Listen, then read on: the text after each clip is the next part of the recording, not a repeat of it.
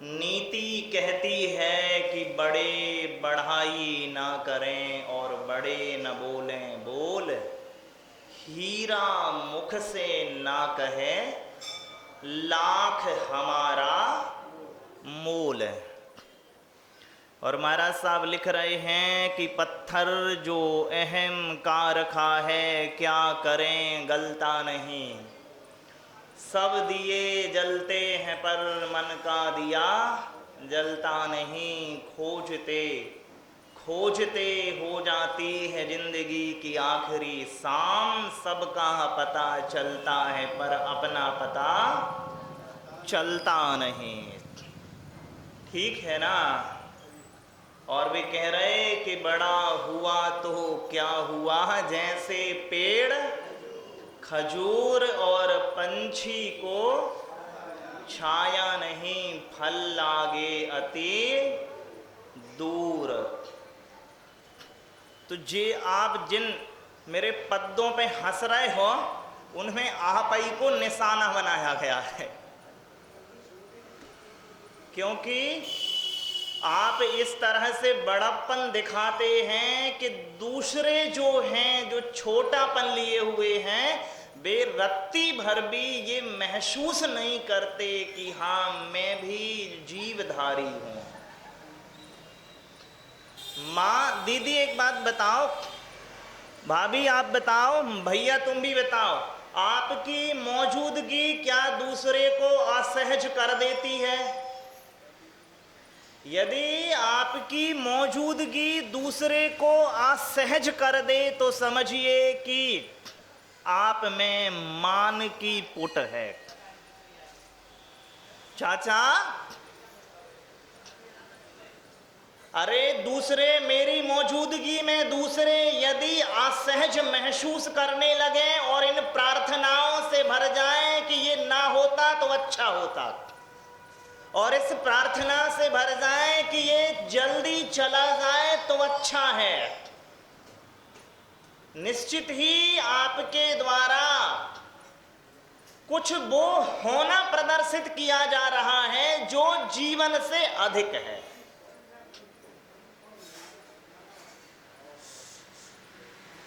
चाचा, डॉक्टर चाचा समझ रहे ना? आखिर आपकी मौजूदगी किन कारणों से लोग बर्दाश्त नहीं करते हैं, आप देख लीजिए। सरल आदमी की मौजूदगी तो हर किसी को बर्दाश्त है। मेरे जैसे आदमी को बिठा तो हर आदमी मेरे ऊपर हावी हो जाए, तो कौन नहीं चाहेगा कि इसकी मौजूदगी बनी रहे।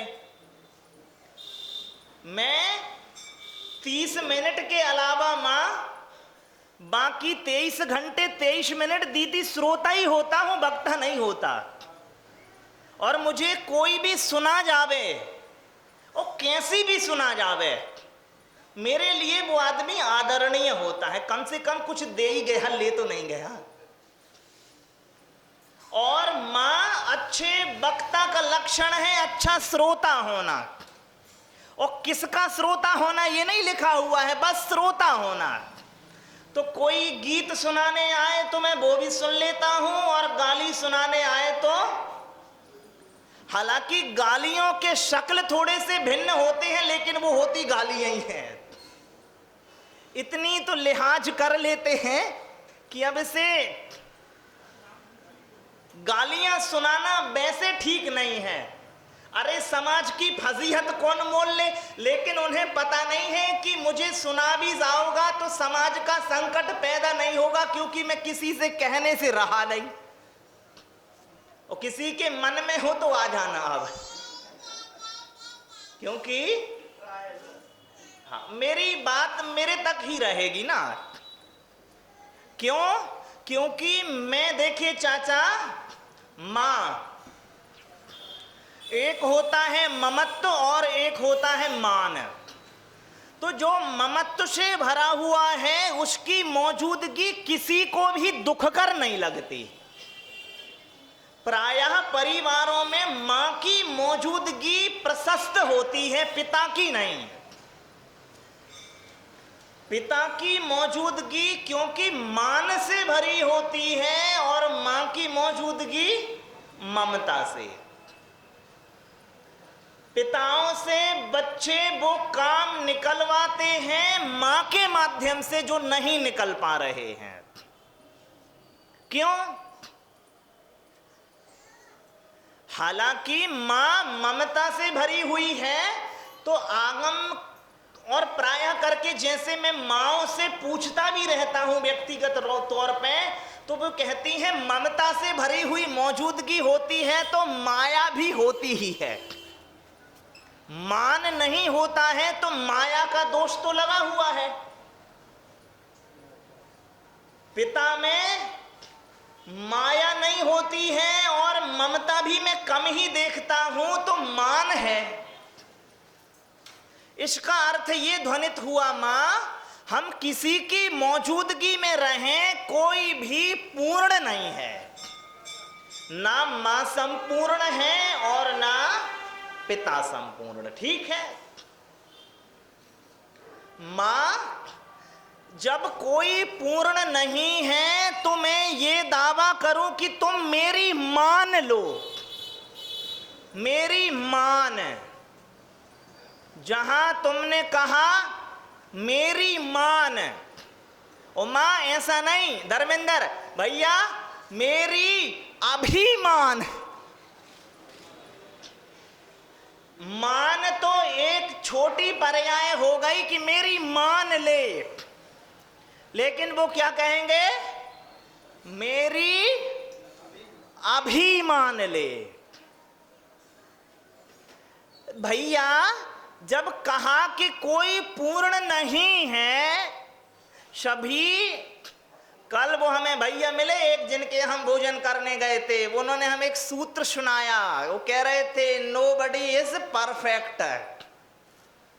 ठीक है कि नहीं है? या नोबडी इज कंप्लीट, ऐसा कुछ था कि जब मां कोई भी पूर्ण नहीं है, सभी अपनी बनावट में अधूरापन लिए हुए हैं, इसका प्रत्यक्ष है इस बात से कि हमें छद्मस्थ कहा।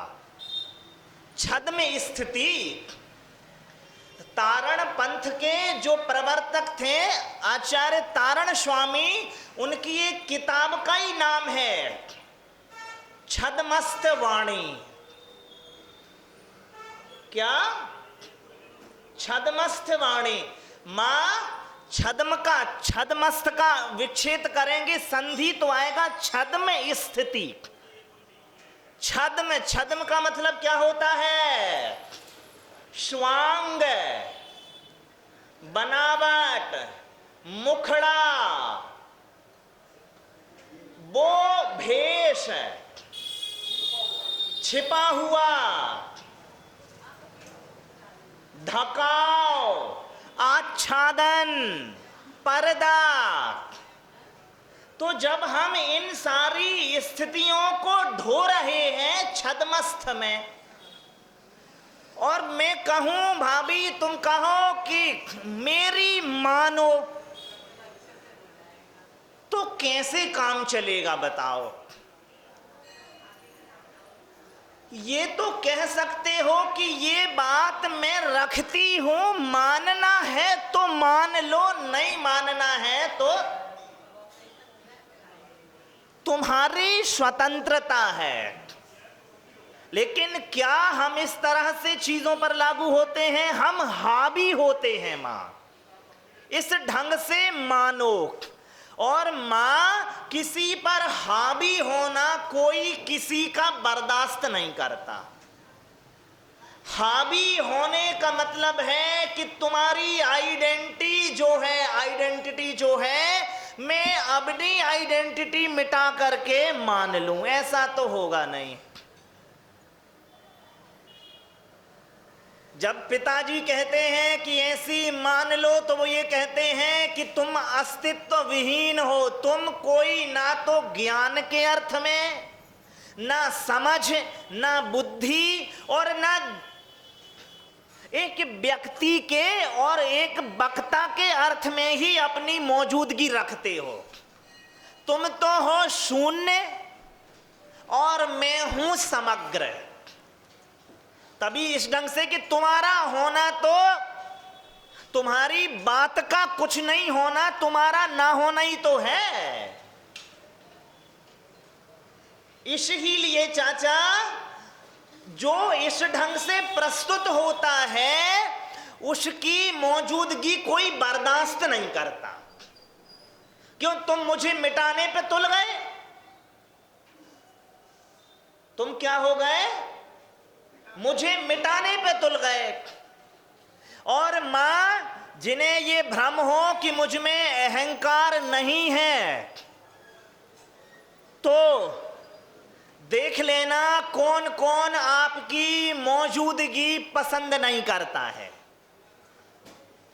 और हम सभी की मौजूदगी, अब दीदी की तो अलग बात है, ये तो कांस्टेबल तो चाह रहे होंगे कि व्रतों की छुट्टी 12 बजे नहीं 2 बजे तक मिले तो अच्छी है।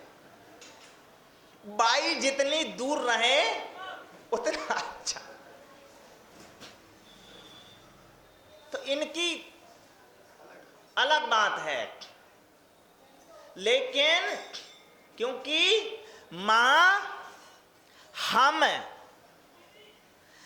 कुछ ना होते हुए हम जो नहीं हैं और वो होने का दावा करने लगते हैं, तब हम दूसरे को बर्दाश्त से बाहर हो जाते हैं। हां, आपको माना जाएगा तब जबकि तुम वो दावा कर रहे हो वो हो जाओ। अब एसडीएम साहिबा हैं, अब इनका दावा करना बनता है क्योंकि मैं हो गई हूं वो। आप लोग बिना हुए स्वांग कर रहे हो, छद्म कर रहे हो उसका जो आप नहीं हुए हो। तो एक छद्मस्त दूसरे छद्मस्त को कैसे बर्दाश्त कर लेगा? वो कहेगा सुनो, जो मुखड़ा तुम अभी मुझ पे हावी कर रहे हो ना, वो मुखड़ा मैंने थोड़ी देर पहले अभी उतारा है। इसलिए मैं आपको बताऊं चाचा, दुनिया के बुरे शब्दों में एक शब्द है पर्सनालिटी। पर्सनालिटी और पर्सनालिटी डेवलपमेंट के कोर्स भी चलते हैं। दुनिया के सबसे बुरे शब्दों में एक शब्द है ये, क्योंकि जो ये शब्द बना है ये लैटिन के पर्सोना शब्द से बना है मां। और पर्सोना प्राचीन रोम में या मिस्र में, ग्रीक में मुखौटे को कहते थे। जब वो खेल खेलते था ना, तो जैसे हाथी का श्वांग रचना है तो हाथी का मुखौटा लगा लिया।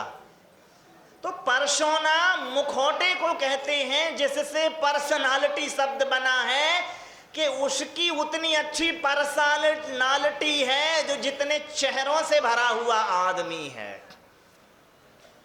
और हम एक दूसरे पर चेहरे हावी करने की कोशिश करते हैं, क्योंकि चारित्रिक गतिविधियां तो अपनी हैं शून्य, है कि नहीं? चाचा, एक कहानी कह के मैं खत्म करता हूं अपनी बात। जब चित्रकूट के वन में राम और लक्ष्मण और सीता थे, तो लक्ष्मण तो गए लकड़ी इकट्ठा करने। इसी बीच पानी में पैर डाल के बैठे हैं सीता और राम। तो सीता कहती हैं, प्रभु आप देखते हो मेरे जो चरण हैं वो आपके चरण से सुंदर हैं। स्वाभाविक विनोद। अब वो कह रहे नहीं, ठीक से देखो मेरे ज्यादा सुंदर हैं तुम्हारे चरणों के। वे वार्ता कर ही रहे थे, निष्कर्ष पर न पहुंचे तो इतने में लक्ष्मण आ गए। तो उनने पूछा, भैया जी बताओ हमारे चरण सुंदर हैं कि सीता के चरण सुंदर हैं? सीता कह रही, भैया बताओ तो मेरे चरण सुंदर हैं कि राम के? वो कह रहे, देवी क्षमा करना भैया, देवता क्षमा करना, चरण तो देवी के ही सुंदर हैं। सीता के सुंदर हैं, तो उन्होंने अपनी प्रसन्नता राम पे हावी करनी चाहिए। तो वो कह रहे देवी सुन लो, आपके चरण इसलिए सुंदर हैं क्योंकि वे राम के चरणों का अनुसरण कर रहे हैं। तो अब पक्ष किसका मजबूत हो गया?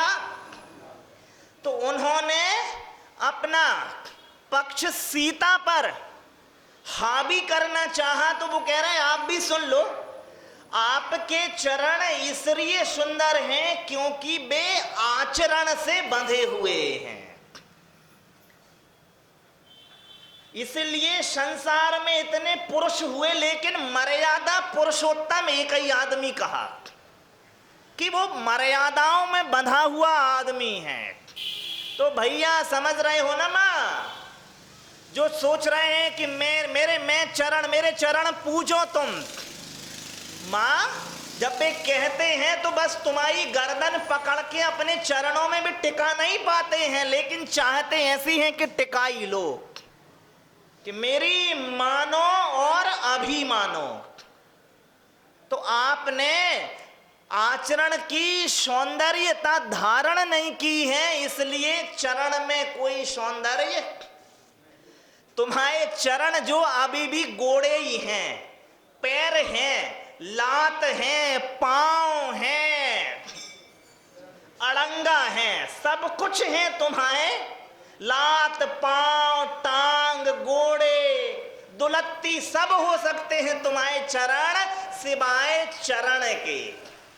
तो चरण जो है, पांव तब चरण होते हैं जब वे आचरण से आच्छादित हो जाते हैं। तो एक तो तुम्हारा कोई आचरण नहीं है, तो इस तरह का मान प्रेषित मत करो।